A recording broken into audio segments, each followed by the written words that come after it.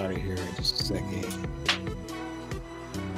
Making sure I got everything the way that it's supposed to be. Mic check. Mic check. Mic check. 1 2 1 2.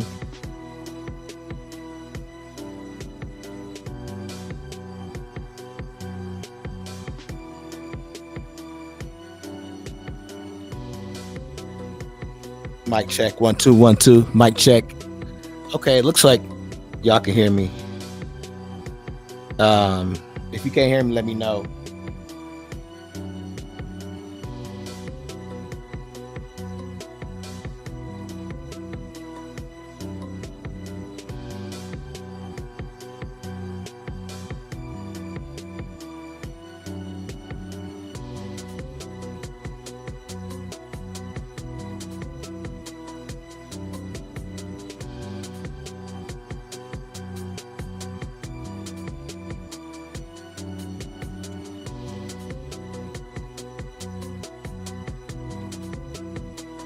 Mic check. Can y'all hear me? If you can hear me, let me know.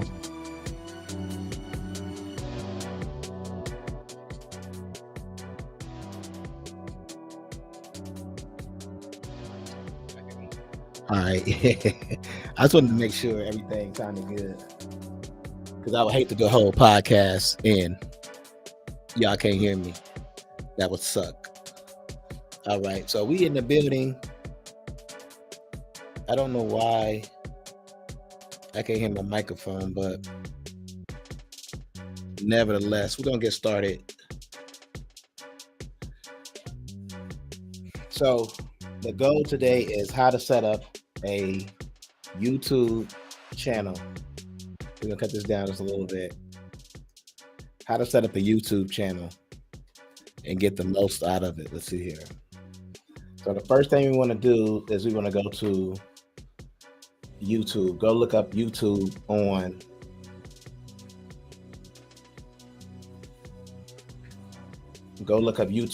your Google. And once you find YouTube, you're going to click on that YouTube. So go ahead and click on that YouTube. In fact, we don't need these for now.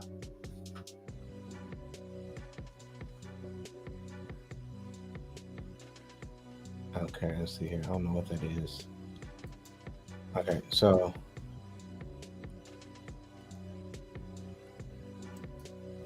click on YouTube. And that should take you to YouTube. And once you're in YouTube, what you want to do is go over here to, you may already be signed in as a channel. So you want to go to that. If you already have a channel and you want to sign out, go drag down the sign out, because we're going to start a new one. And then you'll have this here, sign out as sync, continue. So now it's a brand new channel. And you go over to sign in, you go to that where it has like your name, or is whited out where your name was. And you want to go to add another account. And it'll ask you if you want to sign in, like you want to sign in, but you want to go down here to create an account. And it'll say create account for what? Personal use, for my child, or work or business. You want to go down to work or business. Okay, and so it'll ask you, choose the email that works best for your business. Professional email such as you, your name, company. You can do a professional one, email just for you at Gmail at no cost. We'll do that one. First name, and you can do optional. So in my case, we're going to do Johnny. Oh, let's go back. wherever whatever your name is going to be. So my name is going to be Johnny.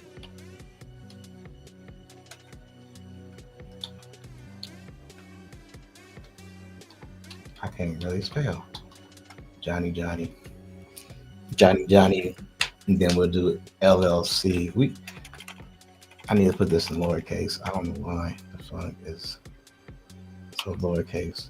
So Johnny. I thought we was gonna do Johnny. No, that's probably gonna be available. So JLHN, we're gonna do Johnny LLC. You just gotta come up with something. Okay, so now it'll ask you for your basic information. So we just really gonna make up something, but I need to write this down in case they try to get me back in there. And I'm just gonna make up something so they know I'm old enough. All right. So it goes to the next step. And then the next step, use your existing email. Yes. You're going to sign in to your existing email. Yes, because that's already connected. Hit next. Enter your password. My password's already in there. Hit next. Two-step verification. So I think it's going to send something to my device. And we're going to, it's going to send something to your device. You can do that way. I don't like doing it that way. I can't really. So we'll get the code text to us.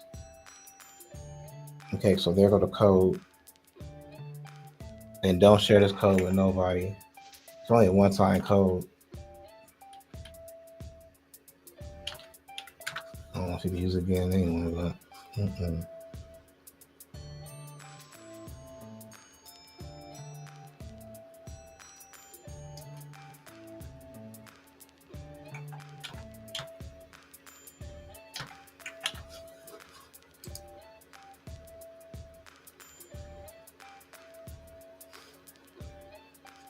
select a channel. So we'll go Johnny Live.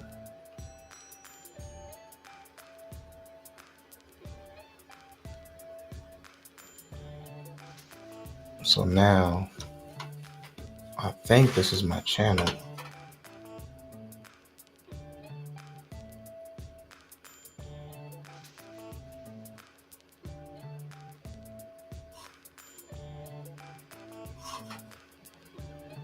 So now we got our channel set up. So we can go to the corner guy over here. And this would be a channel. You can view your channel.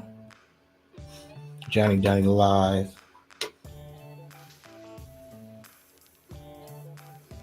Some of my things are getting some views. I definitely got to step it up. This is my live right here, right now. So I'm going to have to start naming these. You can view your channel. See, that's my live right there. That's Johnny Live. Freaky. I don't know. I'm going to start naming these. I don't know how to do that. But we some views. I definitely got to step it. That is freaky. So now we know where my lives go. That's cool. That's what we want, the lives to go there. So that's all connected. Okay.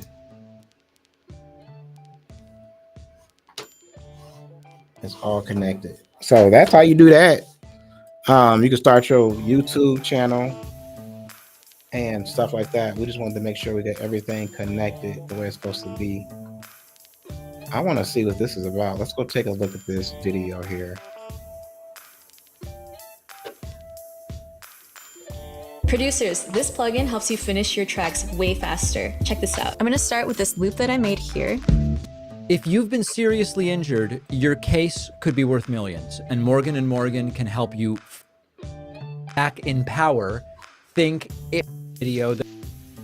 Welcome, everybody. We start today in the House of Representatives. Last night, Republicans in the House of Representatives shut down the House to protect Donald Trump from potential Jeffrey Epstein fallout. I want to call your attention to when the right just couldn't stop screaming, release the list. They're all on video, they're all on audio recordings doing it. Every MAGA influencer said the Epstein client list must be released. We need justice. We must vow to expose the deep state, and it's all about protecting children, which is post-partisan and blah, blah, blah, blah. It turns out all of that stuff was only maybe true until Donald Trump's name might be on that list. Until the people around Donald Trump back in power think it might not be so good for that list to be released. And now they have gone either completely silent or even worse, they are part of trying to shut everything down, to hide the documents. And now they have shut down Congress to stop the vote. Here's what happened. On Monday night, House Democrats were set to force a vote to release the Epstein files. The same vote MAGA demanded for years. It had bipartisan support. Republican Thomas Massie co-sponsored it. But suddenly, MAGA Mike Johnson shuts the whole thing down. He doesn't figuratively shut it down. He recesses the House, cancels legislative business, and says, we are done here. And all of it is to avoid the political risk that the vote passes and Trump's name is on the list and Republicans screw Trump. Trump personally asked House Republicans to kill it. He said of his own supporters, you are weaklings for pushing the Epstein stuff. You've been duped. There are stupid people. And all of it has now led to many of his own loyalists pretending that there is no such list, while other loyalists have said, I'm not falling for this. So you've got a mix. You've got people like Charlie Kirk who are remaining completely loyal. You've got people like Tim Pool, for example, or Tucker Carlson, who have said, we are not going to just shut up because all of a sudden Trump says we don't need to worry about this thing.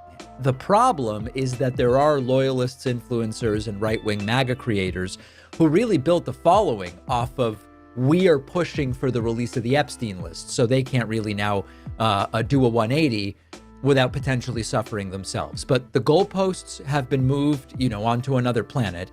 And we have to acknowledge that we knew this, of course, but they tried to have the plausible deniability to say, we just care so much about children. They cared so much about children when they believed they had something to exploit that would be used to attack Democrats and to prop up Trump and MAGA as the defenders of children who would go to the ends of the earth to expose anybody doing wrong to children. But now it's their guy, and it's either old news or Congress needs to go and take a vacation, or we've got to shut down the House to stop a vote on releasing information about child sex trafficking, which they claimed was a post-partisan first principle value near and dear to their hearts. So this is the pattern. This is what we continue to see. Trump gets, we're for law and order. Trump gets indicted. Republicans say we've got to defund the Department of Justice. Trump's name shows up in the Epstein files, or at least potentially, or is believed to be there. They shut down the House. Trump's policies backfire on his own base. Well, then they gaslight the country and they say it's fake news and you can't believe what you're hearing or what you're seeing. I'm often critical of political parties. And I've said, as someone who has never been a Democrat, I think Democrats are less bad than Republicans. On some issues, there are important differences. On other issues, it's, you look at what happened with Biden's bad idea re-election of 2024, and you really investigated. And, I was even at the White House and I saw some of it firsthand that matches up with what's been written. And you say, man, is this a party that has the best interests of the country in mind? Really? I just don't know. But there are differences between Democrats and Republicans. I can't even really say that the Republican Party is a political party anymore. It's sort of like an alibi factory. It's just become a human shield really for one guy, Donald Trump. And they have become, Republicans have, what they once claimed to fight against. So the next time you hear release the list, ask them, why did you run from the vote? I don't understand how you've completed this financial statement so quickly. Are you mocking me? No, I want to help you. How? Why did you shut down the House? Who are you really protecting? Because if the highest value really was protecting kids, everything would have gone completely differently here. It seems that the Trump administration is preparing to chicken out once again on tariffs. You might remember that 90 deals in 90 days expired on July 9th, now a couple of weeks ago. And then we got a new deadline. The new deadline is August 1st. August 1st is now looking increasingly like a suggestion, not really a deadline, because we know that when things get real, Donald Trump gets very scared. Scott Bessent was asked on CNBC, is August 1st a firm deadline, or might it be extended? And sycophant-in-chief Scott Bessent said, well, it sort of depends on what Donald Trump wants to do. It's always the same thing. When the new deadline is placed, it's hard and fast. And then as we approach it, it's really all up to the president, of course. Here's Scott Bessent explaining it way more brown-nosingly than I ever could. Mr. Secretary, a couple of quick questions. First of all, I realize this is entirely up to the president to decide this, but do you think it's possible that the deadline for tariffs could be extended for countries where you feel like there are productive talks? Again, Becky, we'll see what the president wants to do, but if we somehow boomerang back to the August 1st tariffs, I would think that a higher tariff level will put more pressure on those countries to come with better agreements. We just reached an agreement with Indonesia, and I saw 5 turns of their offers, and this started several months ago. I thought the first offer was very good. They came back, the offer kept getting better and better, and we ended up with a fantastic trade agreement. I think there was something, and don't quote me here, but I think there were 11,000 lines of tariffs that got taken out, including non-tariff barriers. We have a 19% tariff on them. They have 0 tariffs on us, and they are going to do a massive purchase of agriculture and Boeing airplanes. So that's what a good trade deal looks like. But let me translate, okay? Because the question really was, these people are really good at answering questions that weren't asked. The question is, how firm and hard is the August 1st deadline? And the translation from Bessent is, well, we're kind of laying the groundwork to walk it back again, because Donald Trump always talks big, but as soon as there's a flinch from Wall Street or from Republicans, Trump folds like a bad poker hand. It's like he's got 7-2 offsuit and he's just getting out. By the way, I don't know that I even mentioned this. I sat at the next table over from Scott Bessent at dinner last time I was in DC. I went over and had dinner with a friend. This was just a couple weeks ago. I had dinner at Jaleo, great restaurant, many wait staff who are huge fans of the David Pakman Show. Shout out to them, by the way. And I looked around, and at the next table over, there's a group of like maybe 8 or 10 guys. And I do a double take, and Scott Bessent is there. No one's noticing that he's there. He's wearing a suit, but everybody else at the table is sort of wearing like, they're kind of like lumberjack wearing Carhartt type clothing, even though it was very hot in DC that day. Not the type of thing you would normally see there. And Bessent just sat there and, ate his calamari and didn't really say much. It was a very unusual thing where I was left wondering, what group is this guy even with? But regardless, no hubbub, no security around. They were probably outside. Who knows? Totally irrelevant anecdote. It just reminded me. I don't know that I mentioned that. So let's get back to Bessent's CNBC appearance. The topic comes up of the economic sophistication of different presidents. And this is just sort of funny. Besant takes the opportunity to say, you know, Obama, he was not really as economically sophisticated as Donald Trump. Donald Trump, who still doesn't know who pays the tariffs. I've known the president a long time, and he always asks people for their opinion on things. I admit, I don't think that it would be criticism if he were to acknowledge that there would be criticism if he would to acknowledge that he asked you, what about firing Jay Powell, and you gave him your comments. And how much of this story is real? Is it in between? And I'm talking about the notion that you urged him not to fire Jay Powell, and he actually is obviously he's the president, he can do what he wants. But did you have a conversation? Well, you know, Joe, I think the problem with stories like this is I'm not sure who the leaker was, but the problem with leakers is they only have partial information. And I think the other problem, too, is that newspapers like the Wall Street Journal are not used to a high-functioning executive president. They are used to, you know, perhaps President Biden, perhaps President Obama, who was not as economically sophisticated as President Trump. That's right. VicPia, a video enhancer, is an AI video quality enhancer. You can easily convert low-resolution videos to high-resolution, 360p to 1080p, 4K, up to 8K. No noise, pixel blocks, and jaggies. 4 incredible AI super-resolution models can enhance almost any kind of video. General denoise model can improve real details, reduce noise, enlarge video to 2 times, 4 times, even 8 times without quality loss. Face model can fix deeply blurred faces and restore facial details like eyelashes and hair. Animation model can AI upscale anime, 2D and 3D cartoons. Increase video resolution. Colorize model accurately turns black and white videos into more vivid ones. Step 1. Choose file. Step 2. Select AI mode. Step 3. Export video. As easy as 1, 2, 3. It supports up to 17 languages. No matter where you are from, you can always find your most familiar one. Auto enhancement, batch processing, preview without watermark, and other features bring you great joy. VicPia Video Enhancer makes 4K as easy as saying.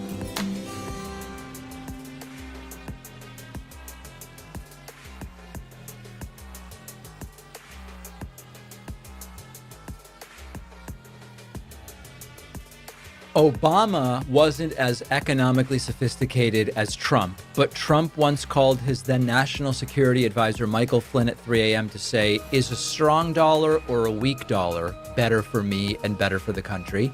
And it's the guy who has spent a decade saying that when you put a tariff on China, China pays for the tariff rather than the importing countries. That's what we are supposed to believe.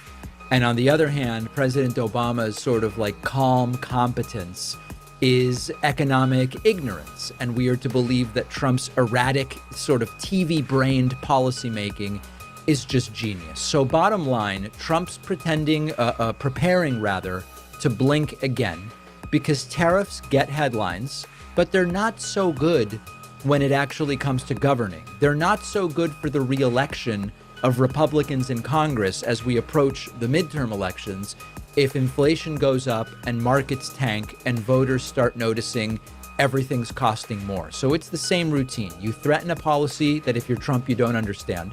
You realize all of a sudden, damn, this could hurt me politically. And then you blame someone else, you back out, you say, well, we're being patient. Now, the only caveat here is hours later, Besant appeared on Fox, and he said they are ready to announce a rash of trade deals very soon. And it wouldn't shock me to see people get a rash from how irritating this whole back and forth game is. And I can tell you, we're about to announce a rash of trade deals in the coming days. And a lot of these trade deals are going to include substantial investments in the U.S., whether it's autos, semiconductors, and pharmaceuticals. Yeah. Well, you've said that the administration is not rushing these trade deals and that it's... All right. So anyway, a rash of trade deals is coming very soon. I'll be totally honest with you. I do think at some point there are going to be a bunch of trade deals. I don't think it's going to be 90. I don't believe they will be as favorable to the United States as Trump and Besson have been making it out to be, but they've missed a bunch of deadlines already. At some point, you're going to get some deals. Just remember to keep them honest by evaluating them based on what they promised. So if they get 18 trade deals in 150 days, that's not 90 deals in 90 days.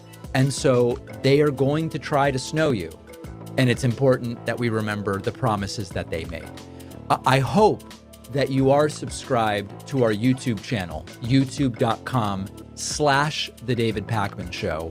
This is such a critical time for independent media. Shows are getting canceled left and right.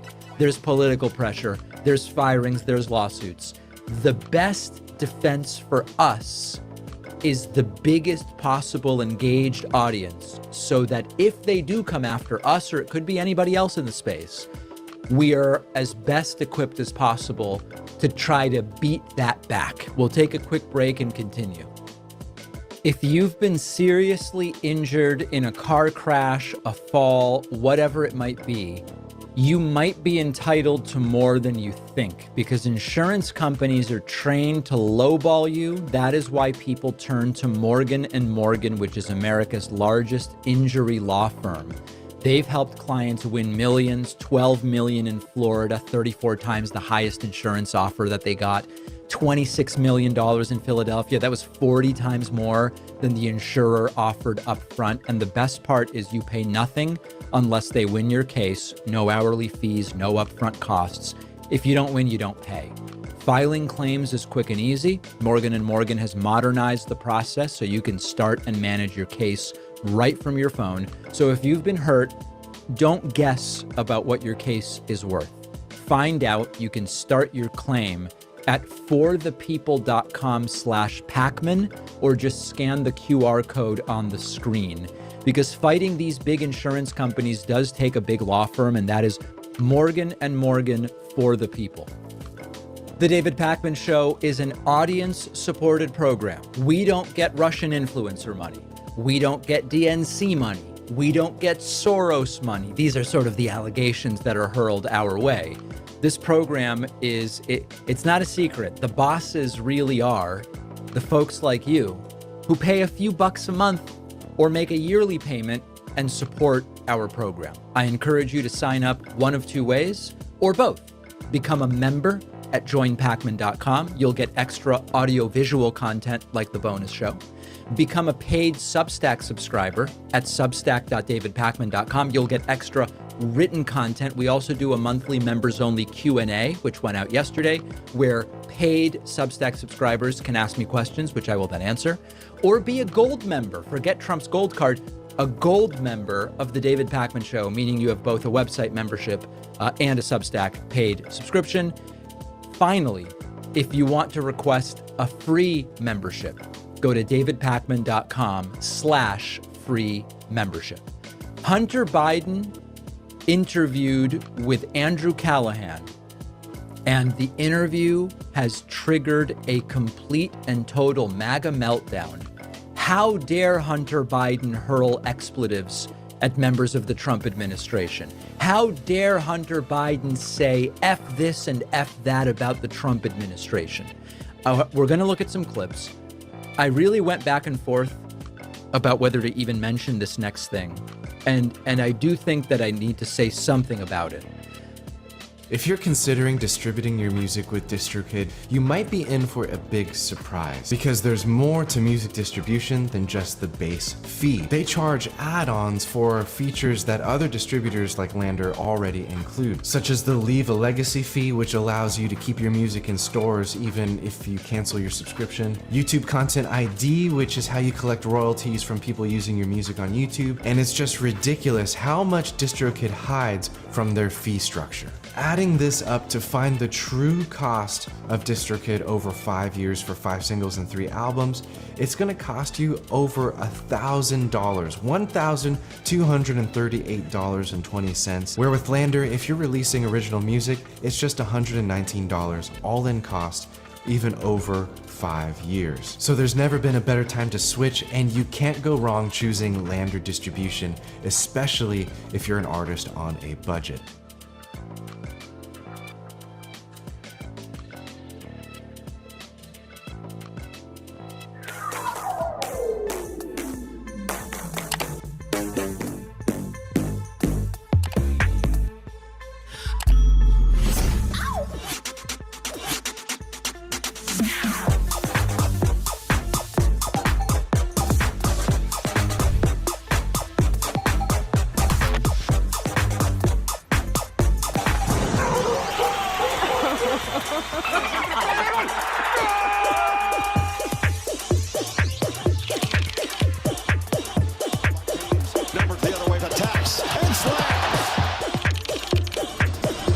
Dreams do come true.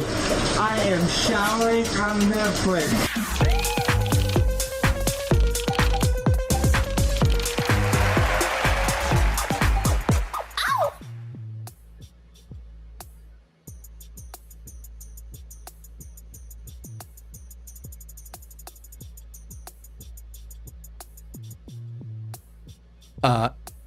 Many of you know that Hunter Biden has a history of substance use issues, illicit drugs as they are known. There is rampant speculation and immediate speculation because of Hunter's demeanor in this interview that he is, quote, on something, likely an upper, not a downer. I mention that not because I am making that assertion. I think it's one of these things where if I don't mention it and a whole bunch of people watch this clip and watch me discuss and analyze it, and they go, he seems sort of hopped up. How did you not mention that, David? I'm mentioning the fact that there are people speculating about it, but I have absolutely no evidence that that is going on. So I'll couch it that way as we watch these videos, as we listen to them.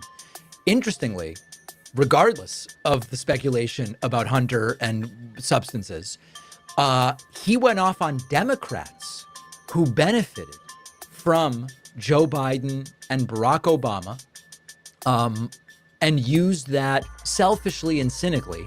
Let's listen to what he had to say. A very interesting interview. Opinions, but fuck him and everybody around him. I don't have to be fucking nice. Number one, I agree with Quentin Tarantino. Fucking George Clooney is not a fucking actor. He is a fucking, I don't know what he is. He's a brand. And by the way, and God bless him. You know what? He supposedly treats his friends really well. You know what I mean? Buys them things. And he's got a really great place in Lake Como. And he's great friends with Barack Obama. Fuck you. What do you have to do with fucking anything? Why do I have to fucking listen to you? What right do you have to step on a man who's given 52 years of his fucking life to the service of this country and decide that you, George Clooney, are going to take out basically a full-page ad in the fucking New York Times to me and James Carville, who hasn't run a race in 40 fucking years, and David Axelrod, who had one success in his political life, and that was Barack Obama. And that was because of Barack Obama, not because of fucking David Axelrod. And David Plouffe and all of these guys, and the Pod Save America guys, who were junior fucking speechwriters on Barack Obama's Senate staff, who have been dining out on the relationship with him for years, making millions of dollars. The Anita Dunns of the world, who's made $40-50 million off the Democratic Party.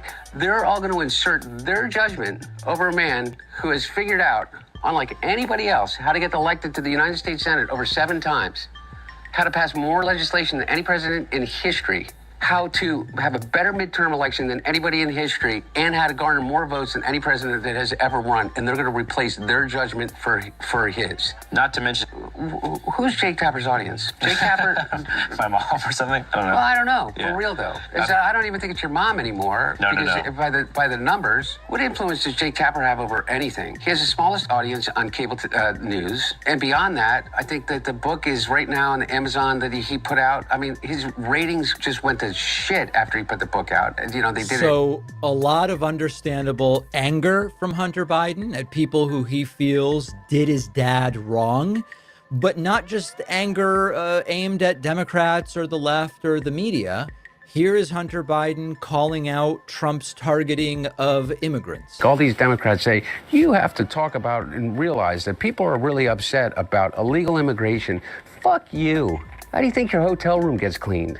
How do you think you got food on your fucking table? Who do you think washes your dishes? Who do you think does your fucking garden? Who do you think is here by the fucking sheer fucking just grit and will that they figured out a way to get here because they thought that they could give themselves and their family a better chance. And he's somehow convinced all of us that these people are the fucking criminals?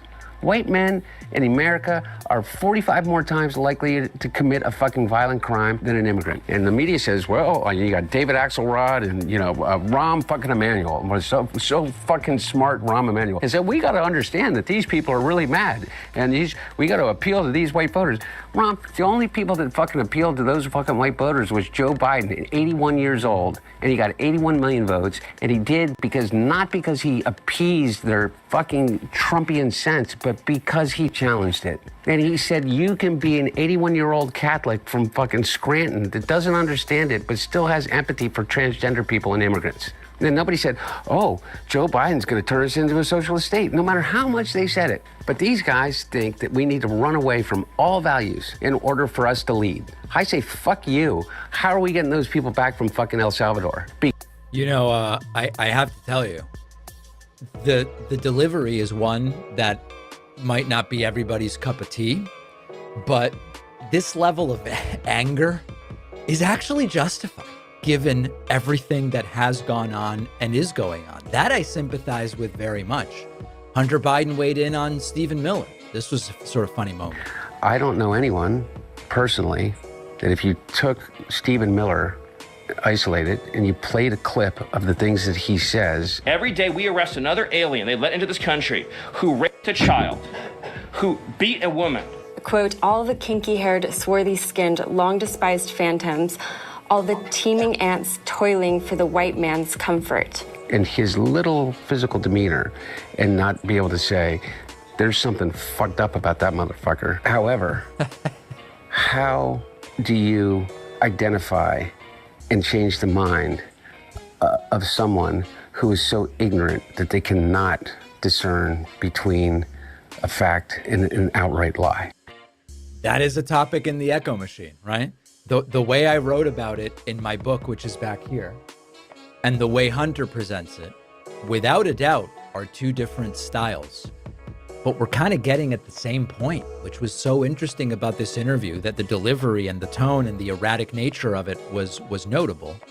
And also a lot of the things Hunter was saying really do need to be said. Here he is weighing in on dictators. These guys think that we need to run away from all values in order for us to lead.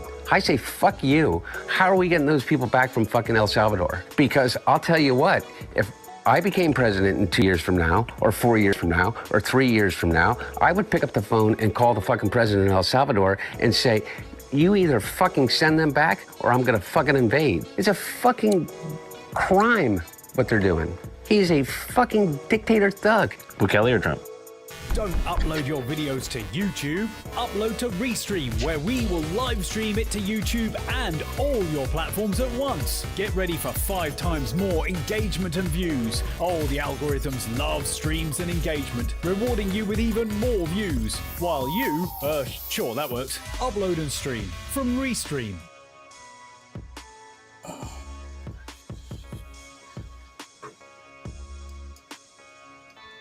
Both Bukele and Trump. And then finally, Hunter does go scorched earth, specifically on Donald Trump too. Meanwhile,